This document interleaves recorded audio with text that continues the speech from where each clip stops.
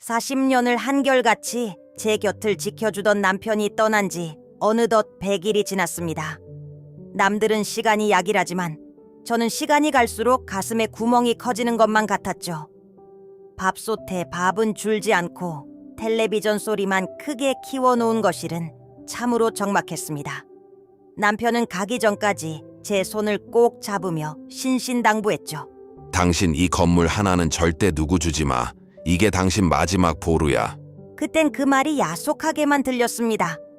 돈보다 사람이 더 소중한데 남겨진 건 차가운 콘크리트 건물뿐이라는 게 서러웠거든요. 그런데 그 건물이 제 노후가 아니라 자식들의 탐욕이 될 줄은 꿈에도 몰랐습니다. 적막하던 집에 갑자기 사람 온기가 돌기 시작한 건 큰아들 내외가 찾아오면서부터였습니다. 어머니, 혼자 계시니까 얼굴이 너무 상하셨어요. 며느리는 제 거친 손을 잡으며 눈물까지 글썽이더군요. 매 주말마다 전복의 한우에 제 입맛에 맞는 반찬들을 바리바리 쌓아 들고 왔습니다. 저희랑 같이 살아요, 어머니. 제가 친엄마처럼 모실게요. 남은 인생은 저희가 보답하며 살게 해주세요. 그 따뜻한 말 한마디에 제 꽁꽁 얼어붙었던 마음은 봄눈 녹듯 녹아내렸습니다. 역시 내 피부티뿐이구나.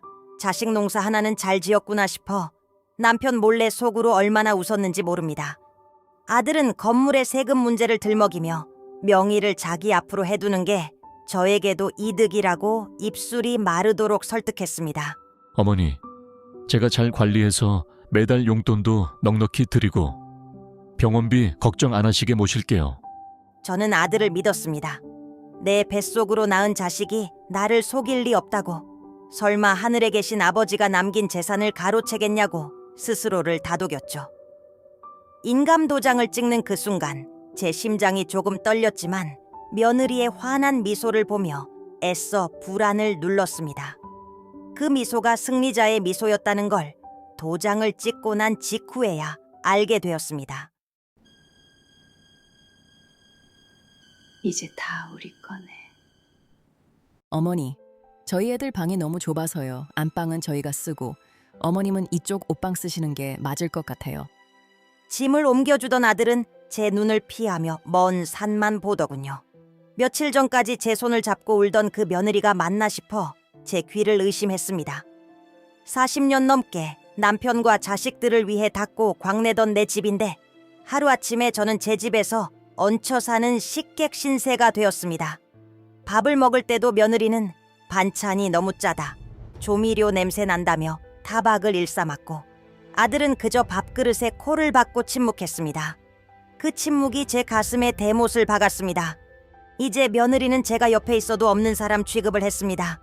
손주들 간식 챙겨주는 건 당연한 일이었고 청소며 빨래며 온갖 집안일은 제 몫이 되었죠. 어머님, 공짜로 사시는데 이 정도는 하셔야죠. 며느리의 입에서 나온 그 독한 말에 저는 억장이 무너졌습니다. 내가 내 집 주고 내 건물 주고 이제는 내 몸까지 바쳐 식모살이를 하고 있다니, 밤마다 좁은 옷방에서 남편 사진을 붙잡고 얼마나 울었는지 모릅니다. 아들은 며느리의 기에 눌려 제 편을 들어준 적이 단 한 번도 없었습니다. 오히려 제가 며느리 눈치라도 보면 엄마가 좀 참아, 저가 식구들 보기 민망해 라며 저를 나무랐죠. 어느 날 저녁 며느리가 친정 식구들을 불러 잔치를 벌이는데 저는 주방 구석에서 남은 밥이나 챙겨 먹어야 했습니다. 그 화려한 웃음소리 사이에서 저는 유령이 된 기분이었습니다. 피부티라 믿었던 아들이 남보다 더 차갑게 느껴지던 그 밤, 저는 결심했습니다. 이대로는 죽어도 남편 얼굴을 볼 수 없겠다고 말이죠. 그러던 어느 날 밤, 목이 말라 거실로 나오던 저는 충격적인 대화를 들었습니다. 자기야, 이 건물 지금 팔면 시세 차익이 엄청나대. 이거 팔아서 강남으로 이사 가자. 어머니는 요양원 좋은 데 알아봐 드리고. 아들은 잠시 망설이는 듯 하더니 이내 고개를 끄덕이더군요. 그래, 그게 우리 애들 미래를 위해서도 좋겠지. 제 노후를 책임지겠다던 약속은 애초에 존재하지도 않았던 겁니다. 그들에게 저는 그저 건물에 딸린 짐짝 같은 존재였던 거죠. 저는 그날 밤 한숨도 자지 못했습니다. 다음 날 새벽, 저는 평소 아껴두었던 비상금을 챙겨 남편이 생전에 알고 지내던 변호사를 찾아갔습니다. 사람을 믿은 죄가 이렇게 클 줄은 몰랐지만 당하고만 있을 수는 없었죠. 변호사는 제 이야기를 묵묵히 듣더니 서류 뭉치를 하나 꺼내 놓았습니다. 다행히 남편이 살아생전 저를 위해 준비해둔 마지막 안전장치가 있었습니다. 남편은 증여 계약서를 쓸 때 효도 조항을 몰래 넣어두었습니다.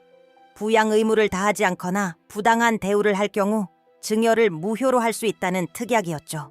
저는 지난 몇 달간 며느리가 저에게 했던 폭언과 무시를 녹음하고 기록해두었습니다. 자식을 상대로 이런 준비를 해야 한다는 게 피눈물이 났지만 무너진 자존감을 되찾기 위해선 어쩔 수 없는 선택이었습니다. 도장을 다시 쥐는 제 손은 더 이상 떨리지 않았습니다. 결전의 날이 밝았습니다. 저는 아무것도 모르는 척 평소처럼 아침을 차리고 며느리의 구박을 묵묵히 견뎠습니다. 어머니, 다음 주에 건물 보러 사람 올 거니까 집 깨끗이 치워두세요. 며느리의 당당한 명령에 저는 속으로 대답했습니다. 그래, 너희도 이제 네 인생 치울 준비를 해야겠구나.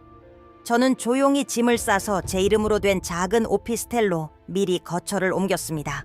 오후가 되자 아들 부부에게 법원에서 보낸 증여 해제 통지서가 도착했습니다.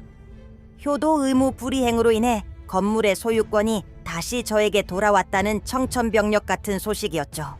그들은 믿을 수 없다는 듯 저에게 전화를 퍼부었지만 저는 받지 않았습니다. 이미 도록 비밀번호는 바뀌어 있었고 그들의 짐은 이삿짐 센터를 통해 며느리의 친정으로 보내버린 뒤였습니다. 현관 밖에서 들려오는 아들의 목소리. 하지만 제 마음은 얼음처럼 차가웠습니다. 이제야 다시 숨이 쉬어집니다. 남편이 남겨준 건물은 이제 저의 평온한 노후를 지켜줄 든든한 울타리가 되었습니다. 자식을 고발하고 쫓아낸 독한 어미라고 욕해도 좋습니다. 하지만 저는 이제야 제 이름을 찾았습니다. 여러분, 자식은 빌려온 손님일 뿐입니다. 사랑은 듬뿍 주시되 당신을 지탱할 마지막 열쇠는 절대 넘겨주지 마세요. 당신의 노후는 당신이 지켜야 합니다. 오늘도 당신의 삶을 진심으로 응원합니다.